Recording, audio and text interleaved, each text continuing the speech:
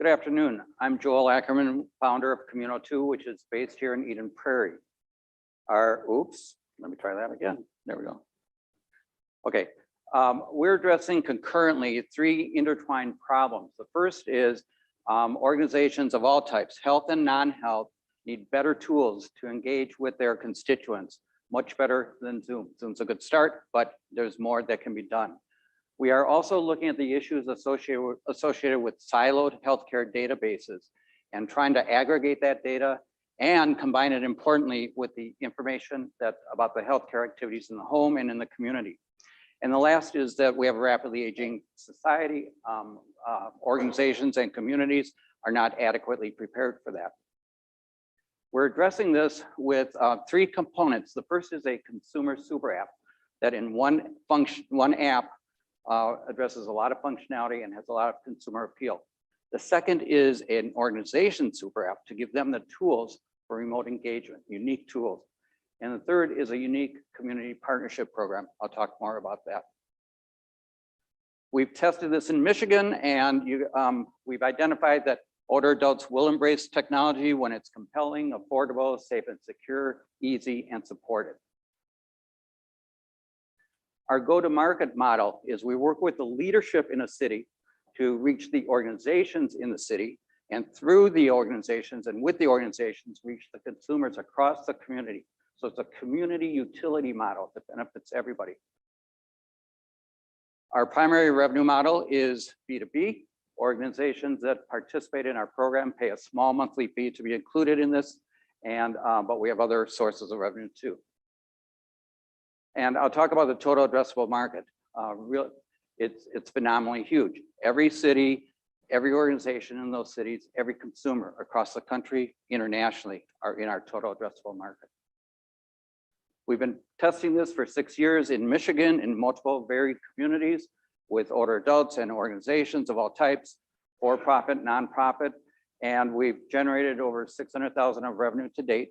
And we are currently working on a pre-seed round of $1.4 million.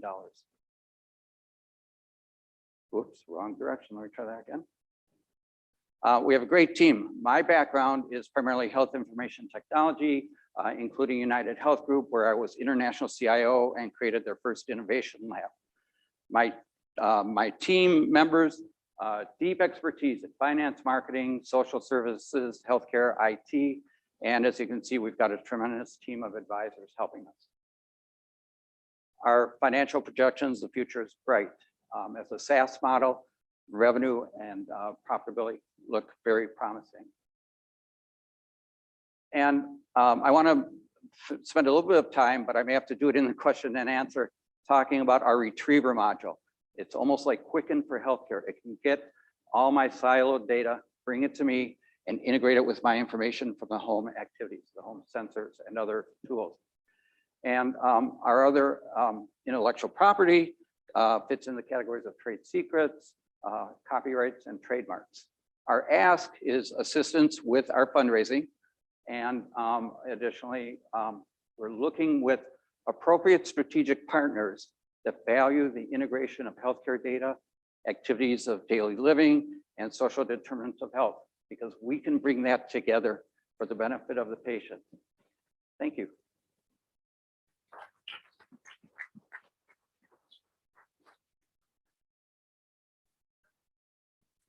Hi, well done.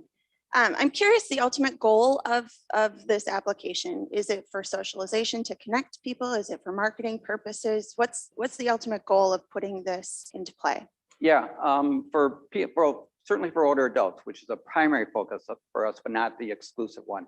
Primary, older adults need to be socially engaged, connected, supported. The organizations in the community, if they had better tools to remotely engage with them, whether it's their faith organization, their attorney, their financial planner, their retail stores, city hall, giving them the tools to do that makes a lot of sense, okay?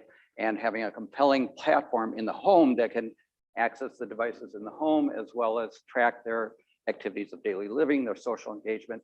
We're bringing all that together. Now, if you take the data that can emerge from that, from a trusted system that the consumer is in control of and allows us to use that data, we can combine all that into an integrated data set that can then be used with data analytics, AI methods, ultimately to achieve better outcomes. So it's good for everybody across the community, all the organizations, all the people. It's a utility that benefits everyone. Tell me about your competition. I know it's always dangerous to say this. There is no direct competition, at least not yet. There will be. There are slice solutions. So, for example, there are tablets for older adults that give them socialization and entertainment. There is certainly Zoom and similar kinds of systems that do video meetings. Nobody has pulled together the wide range of tools and technologies to really engage the community and really be able to do this. And as far as I know, nobody has pulled together the ability to take all that siloed healthcare data for me and bring it together and combine it with the other data from my home. So, currently we can go retrieve with our prototype my data from Fairview, from CVS, from a clinic running on Allscripts, various from Blue Cross, all that without having to work directly with the organization. Let's talk about that data retrieval. So you got two different things. One is activities of daily living collection. Yes. And you've described use of that, Yeah. feeding it into a system. The other is pulling data from an electronic health record, a pharmacy benefit manager, or whatever. In my experience, at least, Epic, Cerner, as well as individual companies that collect data like Medtronic for pacemakers or Abbott for continuous glucose monitors, are stingy as all get out Right. at feeding their data to anybody else. The only way I know of you can do it usually is to scrape the data patient by patient, page by page. So, How are you getting around that? yeah. So as a patient or consumer, I can have access to my data on those systems, right? Okay. If I can use a system that is working on my behalf with my permission, going out and getting my data from those systems, kind of like Quicken does for financial data, we can retrieve it for the patient and on their behalf, again, we have to build trust for this, but on their behalf, it can be integrated. And so all my blood pressure readings from everywhere it's been taken could be combined into a time sequence, for example, simple example.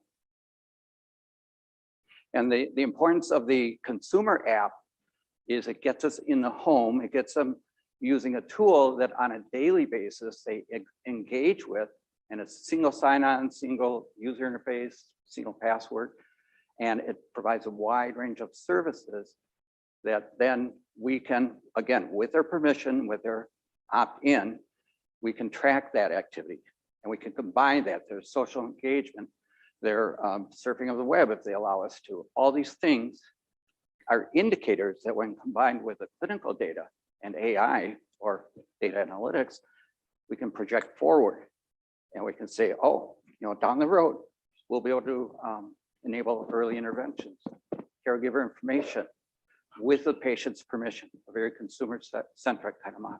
Okay, we're out of time. Thank you, Joel. Thank you.